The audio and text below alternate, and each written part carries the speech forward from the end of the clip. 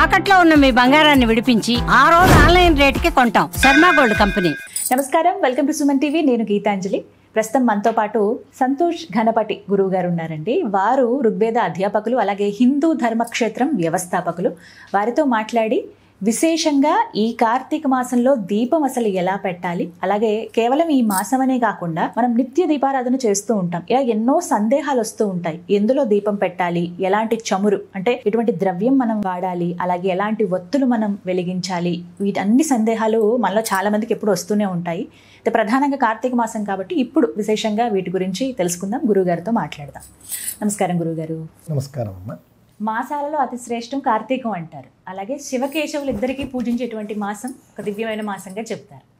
ఈ మాసంలో విశేషంగా దీపం, కార్తీక దీపం అంటే ఇంక తెలియని వారు ఉండరు. పిల్లల నుంచి పెద్దవాళ్ళ వరకు అందరూ, ఎవరైనా సరే ఇంట్లో వాళ్ళు ఎన్ని పూజలు చేసినా చేయకపోయినా కార్తీక మాసం మాత్రం చాలా నిష్ఠగా ఉంటామండి అని చెప్తూ ఉంటారు, మిగతా మాసాల్లో లేనట్టుగా. అయితే దీపం చాలా ప్రధానం అనే మాట మీలాంటి పెద్దలు చెప్పినప్పుడు విన్నాను నేను. ఎందుకు అంత ప్రధానం కార్తీక దీపం? అసలు ఆ దీపం ఎలా పెట్టాలి, ఎటువంటి ద్రవ్యాన్ని వినియోగించాలి, ఎక్కడ దీపం పెట్టాలి, ఎలా పెట్టాలి, ఎప్పుడు పెట్టాలి, ఇలా ఇవన్నీ సందేహాలేనండి, వివరించాను. తప్పకుండా అమ్మా. చాలామంది కార్తీక మాసంలో దీపాలను ఇంత విశేషంగా ఎందుకు చెప్పారు అని ఎక్స్ప్లెయిన్ చేసే ప్రయత్నంలో, పూర్వకాలంలో కరెంటు ఉండేది కాదు. కార్తీక మాసంలో చీకటి ఎక్కువగా ఉంటుంది, రాత్రి కాలం ఎక్కువగా ఉంటుంది, పగలు తక్కువగా ఉంటుంది. అందువల్ల దీపాలను ఎక్కువగా చెప్పారు. దానికి తోడు మంచు కురుస్తుంది, చల్లదనం ఎక్కువగా ఉంటుంది, అందువల్ల కార్తీక దీపాలు ఎక్కువగా చెప్పారు అంటూ ఉంటారు. అలా చూసుకుంటే కరెంట్ అనేటటువంటిది కేవలం కార్తీక మాసంలోనే కాదు, పూర్వకాలంలో సంవత్సరం అంతా ఉండేది కాదు. అలాగే చల్లగా ఉండడం కావచ్చు, రాత్రి కాలం ఎక్కువగా ఉండడం కావచ్చు, ఇతర సందర్భాల్లో కూడా మనకు కొన్ని వేరే మాసాల్లో కూడా మనకు కనిపిస్తున్నాయి. కావున అది కారణం కాకపోవచ్చు అని నాకు అనిపించింది. ఆ తర్వాత కొంతమంది అన్నారు గాలిలో తేమ ఎక్కువగా ఉంటుంది, ఆ తేమ కొంచెం తగ్గించి ఈ దీప వెలుగు దీనివల్ల వచ్చేటటువంటి ఉష్ణం వల్ల, వేడి వల్ల ఆ తేమను తగ్గించి ఉష్ణోగ్రతను సమతుల్యం చేయడం కోసం అని దీపాల కాన్సెప్ట్ వచ్చింది అని కొంతమంది అన్నారు. అలా చూసినా కూడా గాల్లో తేమ ఎక్కువగా ఉండేటటువంటి మరిన్ని మాసాలు ఉన్నాయి, మరిన్ని ఋతువులు ఉన్నాయి. ఒకవేళ గాల్లో తేమ కావచ్చు, లేకపోతే ఇందాక మనం చెప్పుకున్నట్లుగా మంచు కురవడం కావచ్చు, ఇవే ఉద్దేశాలు అయితే కనుక కార్తీక మాసంలో హోమాలు చేయండి, యజ్ఞ యాగాలు చేయండి, భోగి మంటలాగా మంటలు వేసుకోండి, ఇలా చెప్పాలి కదా. ఇవేమీ చెప్పకుండా దీపాలు ఎందుకు చెప్పారు అనేది ఒక ఆలోచన. కావున ఇవేవి కారణాలు కాకపోవచ్చు. కొంతమంది అన్నారు కార్తీక మాసంలో ఈ యొక్క దీపపు పురుగులు అని ఎక్కువగా తిరుగుతుంటాయి, అవి ఇళ్లల్లోకి వచ్చి మనల్ని ఇబ్బంది పెట్టకుండా బయట మనం దీపాలు పెడితే బయట దీపాల వద్దనే ఆగిపోతాయి అని కొంతమంది అన్నారు. అలా చూసినా కూడా ముఖ్యంగా వర్షాకాలంలో ఈ పురుగుల బెడద ఎక్కువగా ఉంటుంది. మీరు గమనిస్తే వర్షాకాలంలోనే వస్తాయి. ఆషాఢ మాసంలో నాకు గుర్తు, కొంచెం ఆషాఢ మాసంలో ఎక్కువగా ఈ పురుగులు తిరుగుతూ ఉంటాయి. మరి ఆషాఢ మాసంలో దీపాలు చెప్పకుండా కార్తీక మాసంలో ఎందుకు చెప్తారు? కార్తీకంలో వర్షాలు తక్కువ కదా అని నాకు అనిపించింది. కావున ఇవన్నీ చిన్న చిన్న కారణాలు కావచ్చు, ఇవి కారణాలు కాదని చెప్పటం లేదు, ఇవన్నీ చిన్న చిన్న కారణాలు కావచ్చు. వీటికి తోడు ఆధ్యాత్మికత అనేటటువంటిది ముఖ్యము. ఆధ్యాత్మికతతో పాటుగా సనాతన ధర్మంలో ఎప్పుడు కూడా సామాజిక కోణం, సామాజిక ప్రయోజనం, విశ్వ ప్రయోజనం, పర్యావరణ ప్రయోజనం ఇవన్నీ కూడా ఉంటాయి అని నాకు అనిపించిందండి. అందువల్ల కార్తీక దీపం అనేది సనాతనంగా, అంటే శివాలయంలో పెట్టిన ప్రయోజనమే, విష్ణువాలయంలో పెట్టిన ప్రయోజనమే, ఎక్కడ దీపం పెట్టినా కూడా ప్రయోజనమే అన్నారు. సరే, బాగానే ఉంది. దీపం అనేది శివాలయంలో పెట్టినా, విష్ణువాలయంలో పెట్టినా కార్తీక మాసంలో విశేషమైన పుణ్యాన్ని ఇస్తుంది, విశేషంగా మన పాపాలను పోగొడుతుంది అనడంలో ఎలాంటి సందేహం లేదు. కావున ముఖ్యంగా పుణ్యం కోసం దీపం పెట్టే ప్రయత్నం చేద్దాం. పాయింట్ 1. ఇక రెండవది, దీపం ఏ విధంగా పెట్టాలి, ఏ ప్రమిదలు వాడాలి, ఏ నూనె వాడాలి, ఏ వత్తి వాడాలి అనేటటువంటిది చాలామంది అనుకుంటూ ఉంటారండి. మనుస్మృతిలో చూస్తే కనుక దీపదః చక్షురుత్తమం అన్నారండి. దీపాన్ని ఎవరైతే భగవంతుడికి సమర్పిస్తారో వాళ్ళ యొక్క చూపు బాగుంటుంది అన్నారు. అంటే దృష్టి, మనం కనుక తరచుగా దీపాలు వెలిగిస్తూ ఉంటే మన యొక్క కళ్ళ చూపు బాగుంటుంది అని అందులో ఉన్న దాని ప్రకారం నా యొక్క విశ్వాసం. అయితే దృష్టి మళ్ళీ రెండు రకాలు. మన కళ్ళ దృష్టి అనేది భౌతిక దృష్టి, ఇది కాకుండా జ్ఞాన దృష్టి కావాలి. దేన్నైనా మనం తొందరగా అర్థం చేసుకోగలిగే, మనం మాత్రమే చూడగలిగే కోణం, ఇదంతా కూడా ఒక జ్ఞాన దృష్టి. ఈ జ్ఞాన దృష్టి కూడా కార్తీక దీపంతో వస్తుంది. రెండు రకాల దృష్టిలు మనకి చక్కగా ఉండాలి అని అంటే కార్తీక దీపం, దీపం అనేది మనం మొట్టమొదట పెట్టాలి. అసలు దీప శబ్దానికి అర్థం ఏమిటి అని మనం చూస్తే కనుక దీప్యతే, దీపయతి అని చెప్పేసి అక్కడ అర్థం. అంటే అది వెలుగుతూ ఇతరులకు వెలుగునిస్తుంది. అలాగే అది వెలుగుతూ ఇతరులను వెలిగిస్తుంది, ఇతరాలను వెలిగిస్తుంది. ఇతరులు అంటే జనులు, జీవులు. ఇతరాలు అంటే వస్తువులు. మీరు దీపం పెట్టిన వెంటనే అక్కడ ఒక వస్తువు మనకు కనిపిస్తుంది, వస్తువు మీద కాంతి పడుతుంది. ఈ విధంగా మనం చూసుకున్నా కూడా దీపం అనేది అలా చెబుతూ ఉన్నారు. అది జ్ఞానజ్యోతిగా కూడా మనం తీసుకోవచ్చు. ఆ తర్వాత దీపానికి సంబంధించి ముఖ్యంగా మనం చూస్తే కనుక చమురు ఎక్కువ మంది చూసుకునేది ఏ విధమైనటువంటి చమురు వాడాలి. మొట్టమొదట ఆవు నెయ్యి శ్రేష్టం అన్నారండి. ఘృతం తైలంచ దీపార్థే స్నేహాన్యన్యాని వర్జయేత్ అన్నారు అగ్నిపురాణంలో. ఘృతం తైలం ఈ రెండే ముఖ్యంగా చెబుతూ ఉన్నారు. ఆవు నెయ్యి, తైలం అంటే నువ్వుల నూనె, ఆవు నెయ్యి కానీ నువ్వుల నూనె కానీ ఈ రెండు దీపార్థే స్నేహాని, దీపానికి చాలా మంచివి. అన్యాని వర్జయేతు, ఇంకా మిగిలిన వదిలిపెట్టేయండి అని అగ్నిపురాణంలో చెప్పారు.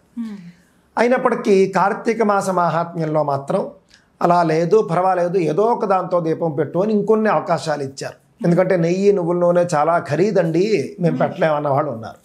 అందువల్ల కొబ్బరి నూనెతో పెట్టచ్చు, ఇప్ప నూనెతో పెట్టచ్చు, ఆముదంతో కూడా పెట్టచ్చు, ఆవ నూనెతో కూడా పెట్టచ్చు అని మనకి స్పష్టంగా వచనాలు కనిపిస్తూ ఉన్నాయండి. మనం పురాణాల్లో చూసుకుంటే కనుక దీపానికి సంబంధించి ఇచ్చినటువంటి మరిన్ని అవకాశాలు మనం ఒకసారి చూద్దాం. ఘృతం, తైలం, అదేవిధంగా ఫలాల నుండి తీసినటువంటి నూనె అన్నారు. అంటే కొబ్బరి నూనె. సాధారణంగా ఫలాల నుండి తీసే నూనె అంటే కొబ్బరి నూనె. కావున ఆవు నెయ్యికి అనుమతి ఉంది, నువ్వుల నూనెకి అనుమతి ఉంది, కొబ్బరి నూనెకు అనుమతి ఉంది. ఇంకా మీరు ఆశ్చర్యపోతారు, ధాన్యాల నుండి తీసే నూనెకు కూడా అనుమతి ఉంది.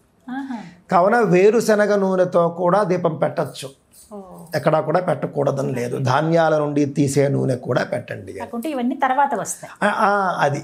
అది మనం ముఖ్యంగా అర్థం చేసుకోవాలి. శ్రేష్టమైన స్థానంలో నెయ్యి, రెండవ స్థానంలో నూనె, మూడవ స్థానంలో కొబ్బరి నూనె, నాలుగవ స్థానంలో ఆవ నూనె, సార్షపహ అన్నారు. ఆవ నూనె కూడా పెట్టచ్చు.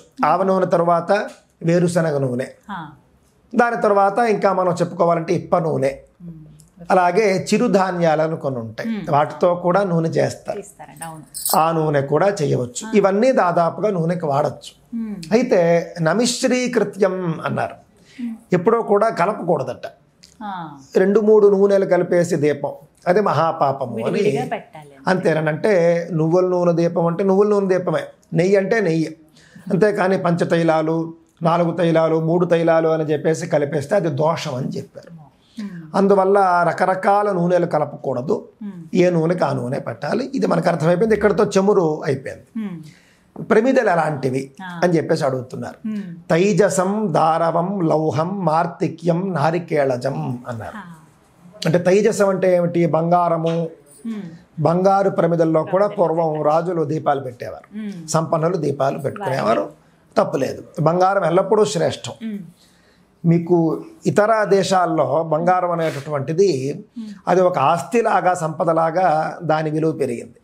కానీ భారతదేశంలో సనాతన ధర్మంలో మొదటి నుండి కూడా అది శ్రేష్టమైన లోహం కాబట్టి దానికి గౌరవం పెరిగింది, అంతేకాని దానికి ధర ఎక్కువ అని కాదు. ఎందుకంటే బంగారం అనేది సర్వశ్రేష్టమైన లోహము అని పేరు. ఆ విధంగా బంగారపు ప్రమిదలో దీపం పెట్టచ్చు. రెండవ స్థానంలో వెండి ప్రమిద, అందులోనూ దీపం పెట్టచ్చు. తైజసం అయింది. దారవం అని అంటే కనుక చెక్కతో ప్రమిదలు చేస్తారు, అందులో కూడా దీపం పెట్టుకోవచ్చు. లౌహం అంటే లోహ సంబంధమైనది, పంచలోహాల్లో ఏదైనా, ఇత్తడి, రాగి, అదేవిధంగా కంచు మొదలైనటువంటి లోహాల్లో కూడా మీరు చక్కగా దాంతో చేసినటువంటి ఆ పంచలోహాల్లో ఉన్నటువంటి ఇత్తడి, రాగి, కంచుతో చేసినటువంటి ప్రమిదల్లో దీపాలు పెట్టచ్చు. మార్తిక్యం అంటే మట్టి ప్రమిద, ఎక్కువగా అందరూ వాడేది, అందరికి అందుబాటులో ఉండేది మట్టి ప్రమిద కాబట్టి మట్టి ప్రమిదలో దీపం పెట్టచ్చు. నారికేళజం అంటే కొబ్బరి దీపాలు అని ఈ మధ్య కొబ్బరికాయలో దీపం పెట్టడం ఎక్కువగా ప్రచారంలో ఉంది. ఆ విధంగా చూసుకున్నప్పుడు కొబ్బరి చిప్పలో కూడా దీపం పెట్టచ్చని మనకి ఇందులో స్పష్టంగా ఉంది. ఉంది శాస్త్రంలో ఉంది. కొబ్బరి చిప్పలో కూడా నెయ్యో నూనె వేసి ఒత్తు వేసి దీపం పెట్టచ్చు. కొబ్బరి చిప్పలో అన్నప్పుడు కొబ్బరి చిప్ప లేకపోతే కొబ్బరి కురుడినా అనేటటువంటి అనుమానం వస్తుంది. రెండింటిలోనూ పెట్టచ్చు. మీ దగ్గర కొబ్బరి కురుడి ఉంటే కొబ్బరి కురుడిలో దీపం పెట్టండి, కొబ్బరి చిప్ప ఉంటే కొబ్బరి చిప్పలో దీపం పెట్టండి. పచ్చి కొబ్బరి అంటే అప్పుడే కొట్టి నీళ్లు వదిలేసినటువంటి కొబ్బరి 2 చిప్పలు ఉన్నాయనుకోండి, అందులో కూడా మీరు దీపాలు పెట్టచ్చు, ఏమీ అనుమానం లేదు. నారికేళజం అని చెప్పేసి అక్కడ అన్నారండి. ఆ తర్వాత తృణధ్వజోద్భవం వాపి అని అన్నారు. అంటే వెదురుతో కూడా ప్రమిదలు చేస్తారు మీకు కొన్ని చోట్ల. అందుకే మీరు కొండ ప్రాంతాల్లో చూస్తే కనుక అవే కాబట్టి అందులో కూడా దీపాల ప్రమిదలు అనేవి దాంతో కూడా తయారు చేస్తారు. అందులో కూడా దీపాలు పెట్టవచ్చు. ఇది మాత్రమే కాకుండా కొన్ని చోట్ల అండి గడ్డితో ప్రమిదలు తయారు చేస్తారు. కొన్ని రకాల గడ్డులు ఉంటాయి, ఆ గడ్డితో కూడా మీకు ప్రమిద తయారు చేస్తారు. దాంతో కూడా పెట్టచ్చు. ఏమీ లేకుండా చాలా పటిష్టంగా ఉంటాయి, పక్షి గూడు కట్టినట్లుగా పటిష్టంగా తయారు చేస్తారు. అందులో కూడా పెట్టవచ్చు అని స్పష్టంగా మనకు. ఈ విధంగా ప్రమిదల దగ్గరకు వచ్చేసరికి ఇన్ని అని చెబుతూ ఉన్నారు. ఇక్కడ ఒక చిన్న సందేహం అండి, అంటే కార్తీక మాసం అనగానే నీళ్ళలో దీపం వదులుతారు, అప్పుడు ఈ అరటి డొప్పలు ఉపయోగిస్తారు. కొంతమంది ఏమో కమలా పండు సగం ఒలిచిన తర్వాత వచ్చేటువంటి ఆ భాగం అందులో వెలిగిస్తారు.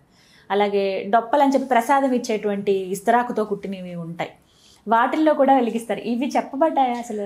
తప్పకుండానండి. అంటే మన పూజాదుల్లో వాడేటటువంటి ఆకులు అలాగే వృక్ష సంబంధమైనటువంటి వాటిలో మనం పెట్టుకోవడంలో తప్పేం లేదు.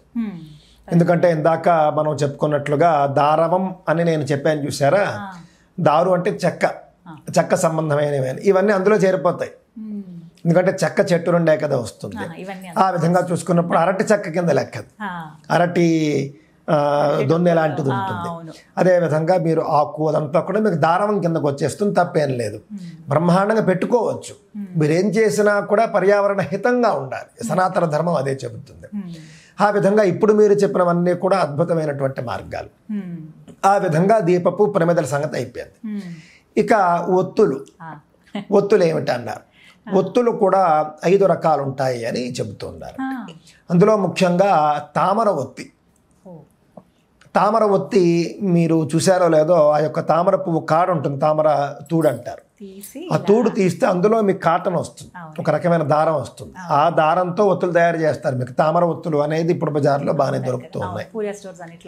ఆ తామర ఒత్తులకు ప్రథమ స్థానం ఒత్తుల్లో. తామర ఒత్తులతో పాటుగా దర్భ నుండి కూడా ఒత్తు మనకి తయారవుతుంది. అంటే దర్భ చెట్టు, అందులో ఒక రకమైన పత్తి వస్తుంది, దాని నుండి కూడా చేయవచ్చు.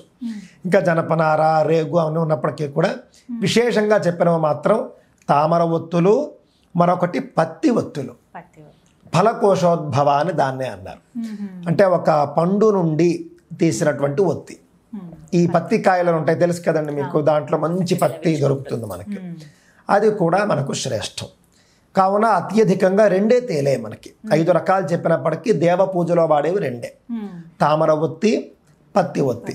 ఈ 2 కూడా పూజలకు వాడుకోండి అని చెప్పేసి చెబుతున్నారు. ఇంతకీ మనకి సారాంశం తేలింది ఏమిటంటే, ప్రమిద అందరూ నేడు చేసేటటువంటి దాన్నే మనం మరింతగా ధృవపరుస్తున్నాం అంతే. మట్టి ప్రమిద, నువ్వుల నూనె, పత్తి ఒత్తి లేదా తామర ఒత్తి, లేదా ఇత్తడి వెండి ప్రమిదల్లో నువ్వుల నూనె, పత్తి ఒత్తి సాధారణంగా అందరూ చేసేటటువంటివి ఇవి మాటండి. ఇంతటితో మనకి దీపాలకు సంబంధించినటువంటివి అయ్యి. చాలామంది వాడినటువంటి ఒత్తి మళ్ళీ వాడచ్చా, ఉదయం దీపారాధన చేసేస్తారు, మళ్ళీ సాయంత్రం అదే ఒత్తును కొంచెం పైకి లాగి పెట్టేస్తూ ఉంటారు, అది దోషం అని చెప్పారు. అలా చేయకూడదు ఎట్టి పరిస్థితుల్లోనూ కూడా. ఉపాదద్యాన్ నూతనమేవ అన్నారు. అంటే ఎప్పటికప్పుడు కొత్త ఒత్తే వేసుకోవాలి తప్ప పాత ఒత్తితో మాత్రం దీపం పెట్టకండి అని చెప్పి స్పష్టంగా మనకు చెబుతారు. వాడిన ప్రమిదనే మళ్ళీ వాడచ్చా అండి?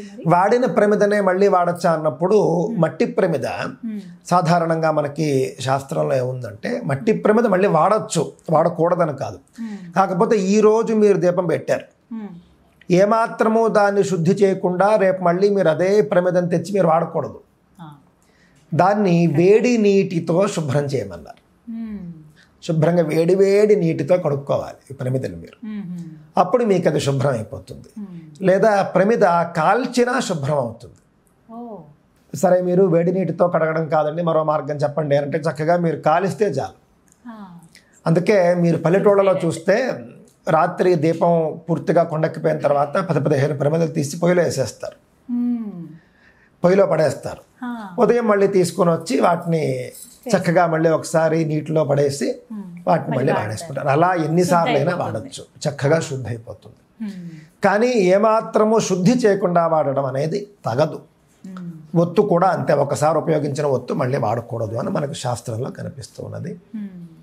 అదే విధంగానండి దీపారాధన చేసినప్పుడు మీరు చూసే ఉంటారు, ఒక ఖాళీ ప్రమిదలో ఇంకొక దీపాన్ని తీసుకొచ్చి పెడతారు.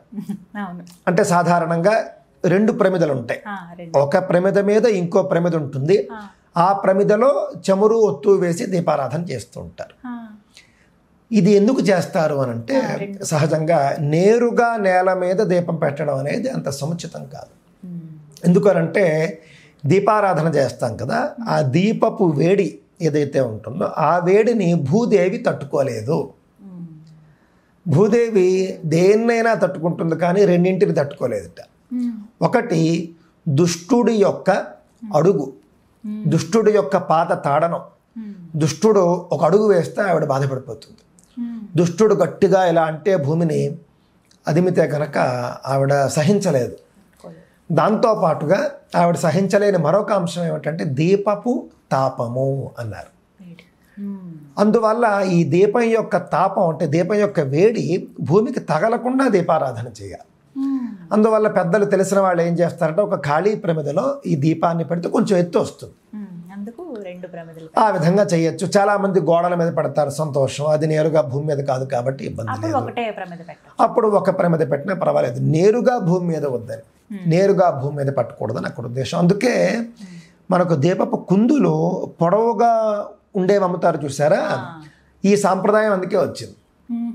ఎందుకంటే నేరుగా భూమి మీద ప్రమిదలో దీపం పెట్టినా కూడా తాపం తగులుతుంది. అందువల్ల కొంచెం ఎత్తుగా ఒక అడుగు, కనీసం ఒక అడుగు ఎత్తులో దీపం పెట్టేట్లుగా చూసుకుంటూ ఉంటారు.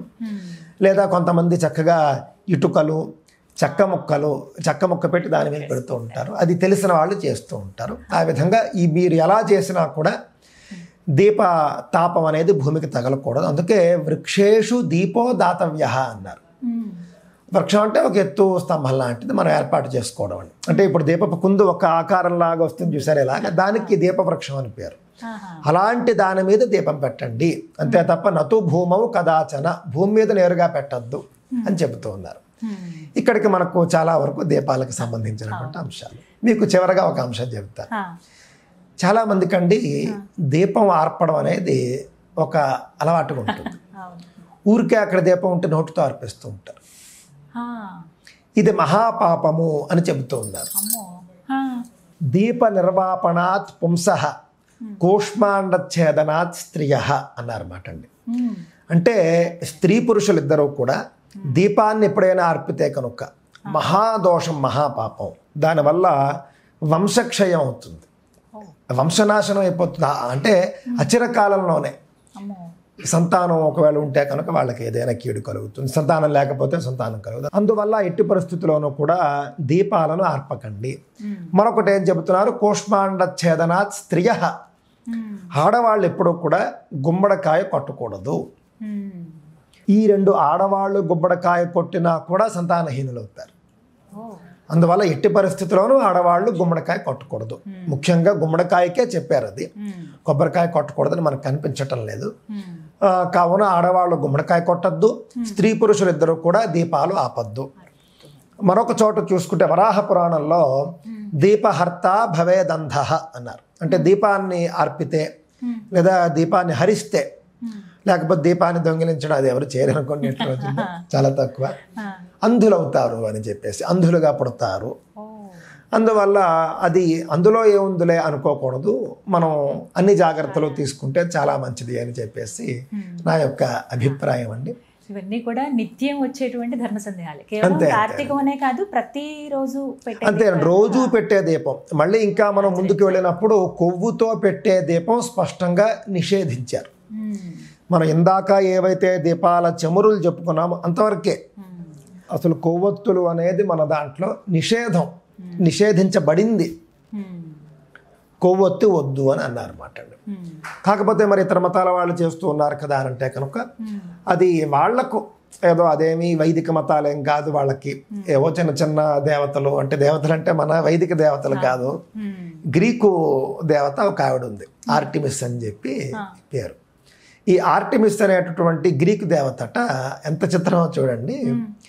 కొవ్వొత్తి వెలిగించి కొవ్వొత్తిని ఆర్పితే వచ్చేటటువంటి పొగ ఉంటుంది చూసారా, ఆ పొగతో ఆ దేవత సంతుష్టురాలవుతుందిట, ఆర్టిమిస్ అనే దేవత. అందువల్లనే ఈ పుట్టినరోజు నాడు కొవ్వొత్తులు ఆర్పడం అనే సాంప్రదాయం వాళ్ళకు వచ్చింది. గ్రీకు దేవత ఆవిడ ఆర్టిమిస్ అని చెప్పేసి. సహజంగా దీపం ఆర్పితే సంతోషపడేటటువంటి దేవతలు మన ధర్మంలో వాళ్ళంతా కూడా తాంత్రిక దేవతలు, పూర్తిగా కూడా భూత ప్రేతాలు ఆ మోడల్లో ఉన్నటువంటి దేవతలు. మనం చూసుకుంటే ఆర్టిమిస్ కూడా ఆ జాతికి చెందినటువంటి దేవత. అందువల్ల ఆర్టిమిస్ అనే దేవత యొక్క తృప్తి కోసం వీళ్ళు ఏం చేసేవారంటే 100 సంవత్సరాలుగా గ్రీకు, యూరప్ అటువైపు ఆ దేవత ఏమో చంద్రుడికి ప్రతీక అని కూడా చెబుతారు. అందువల్లనే మీకు మొదట్లో కేకులు గుండ్రంగానే ఉండేవి, అంతే తప్ప మీకు చతురస్రం లేవు. అందువల్ల మొదట్లో గుండ్రంగా కేకు, దాని మీద కొవ్వొత్తి దీపం వెలిగి, ఒక కొవ్వొత్తిని వెలిగించి ఆర్పి చప్పట్లు కొట్టడం. ఎందుకనంటే ఆ కొవ్వొత్తి ఆర్పినప్పుడు ఆ వచ్చే పొగకి ఆర్టిమిస్ అనేటటువంటి ఆ యొక్క, మన భాషలో చెప్పాలంటే క్షుద్ర దేవత, ఆర్టిమిస్ అనే క్షుద్ర దేవతకు చాలా సంతోషం కలుగుతుంది. కావున ఎవరైతే పుట్టినరోజు నాడు కొవ్వొత్తి వెలిగించి ఆపుతారో వాళ్ళందరూ కూడా పాపం క్షుద్రోపాసన చేస్తున్నట్టే లెక్క నా అభిప్రాయం ప్రకారం. అందులో క్షుద్ర పూజలు చేతబడి అనేసరికి భయపడిపోయేవాళ్ళు పుట్టినరోజు నాడు క్షుద్ర పూజ చేయడం ఏంటి, ఇది తెలుసుకోవాలి, ఇది అందరూ తెలుసుకోవాలి. ఆ రోజున మన సాంప్రదాయంలో ఉన్నదేమిటి, నువ్వుల నూనెతో వెలిగించినటువంటి దీపాన్ని పుట్టినరోజు అబ్బాయో అమ్మాయో ఉంటారు కదా, వాళ్ళకి హారతి ఇస్తారు. దానివల్ల అపమృత్యుర్ వినశ్యతి, అపమృత్యు దోషం పరిహారం అయ్యి ఆయుస్సు అభివృద్ధి చెందుతుంది. దేవుడికి కూడా నువ్వుల నూనె దీపం ఆ రోజు పెట్టిస్తారు. చక్కగా మన పద్ధతి ఇది. మట్టి ప్రమిద కావచ్చు, వెండి ప్రమిద, లోహం ప్రమిద, బంగారు ప్రమిద, దేంట్లోనైనా నువ్వుల నూనె, నెయ్యి చక్కగా మంచి ఒత్తు వేసి దీపం పెట్టి పెద్దవాళ్ళు ఇంట్లో నానమ్మో అమ్మమ్మో తల్లో పెద్దవాళ్ళు చక్కగా బిడ్డకి, మాకు హారతిస్తుంటారు, నాకు మా అమ్మగారు హారతిస్తారు. ఆ విధంగా చక్కగా హారతిస్తే ఆయుష్ అభివృద్ధి చెందుతుంది అని చెప్పేసి. దానికి భిన్నంగా మన వాళ్ళు ఏం చేస్తున్నారు, కొవ్వొత్తి అంటే నేను ఇందాక చెప్పినట్లుగా నిషేధించబడినటువంటి కొవ్వొత్తిని ఆ రోజు వెలిగించి, ఎందుకు అనంటే జంతువు సంబంధమైనటువంటి కొవ్వులతో వెలిగే ఒత్తి క్షుద్ర దేవతలనే తృప్తిపరుస్తుంది, అంతే తప్ప మన దేవతలనే కాదు. ఆ విధంగా ఆర్టిమిస్ అనే ఆవిడ క్షుద్ర దేవత. ఆర్టిమిస్ అనే పేరుతో అమెరికా అనుకుంటాను అప్పట్లో ఒక ఉపగ్రహాన్ని కూడా ప్రయోగించింది. ఎందుకంటే గ్రీకు దేవతను గౌరవిద్దామని వాళ్ళ ఉద్దేశం. ఆ విధంగా ఆర్టిమిస్ అనే క్షుద్ర దేవతను ఉపాసించే వాళ్ళు కొవ్వొత్తులు వెలిగిస్తారు, ఆర్పుతారు, కేకులు కూడా వాళ్ళు కోసుకుంటూ ఉంటారు. ఇది దీపాలకు, అది మన సాంప్రదాయం అసలు కానే కాదండి, అది మనది కాదు, పూర్తిగా వాళ్ళది, పూర్తిగా గ్రీకు సాంప్రదాయం. గ్రీకు సాంప్రదాయం ఏదో ప్రపంచంలో గొప్పది అన్నట్లుగా కొంతమంది ఊరికే రుద్దుతూ ఉంటారు. గొప్పది కాదు, ఏం కాదు, బూడిద సాంప్రదాయం అది. పూర్తిగా మన వాళ్ళు ఓ బొట్లు ఉండవు, ఒక బట్ట ఉండదు, కట్టు ఉండదు, అదంతా కూడా వాళ్ళది. కాకపోతే వాళ్ళ గొప్ప. నేననేది ఏంటంటే మనం దాన్ని అంటించుకోకర్లేదు. మన సాంప్రదాయం ఎంత గొప్పగా ఉంటే మనం వెళ్ళి అక్కడి నుంచి అరువు తెచ్చుకోవడం ఎందుకు, ఇది మన దురదృష్టం. కానీ చాలామంది అండి నేటి కాలంలో యువత ఇలాంటి వాటికి దూరంగా ఉంటున్నారు. పుట్టినరోజు శాస్త్రీయంగా ఎలా జరుపుకోవాలి అని నేను నా ఛానల్లో చెబితే చాలా మంది కేకులు అసలు ఇప్పుడు కట్ చేయటం లేదండి, బాగా తగ్గిపోయింది. నేను చెప్పినటువంటి ఆర్టిమిస్ కథ ఏదైతే ఉందో ఇది మీరు పూర్తిగా గూగుల్లో చెక్ చేసి తెలుసుకోవచ్చు. ఇదేమి నా సొంత మాటలు కాదు, ఆ వాస్తవం కాదు. ఎక్కడి నుంచి మొదలైందో మీకు సోర్స్ కనిపిస్తుంది. కానీ చక్కటి అవగాహన కల్పించారు. అసలు దీపం అంటే ఏంటి, ఎందుకు పెట్టాలి, ఎలా పెట్టాలి అనేది మంచి వివరణ. ధన్యవాదాలు గురువు. నమస్కారం అమ్మా.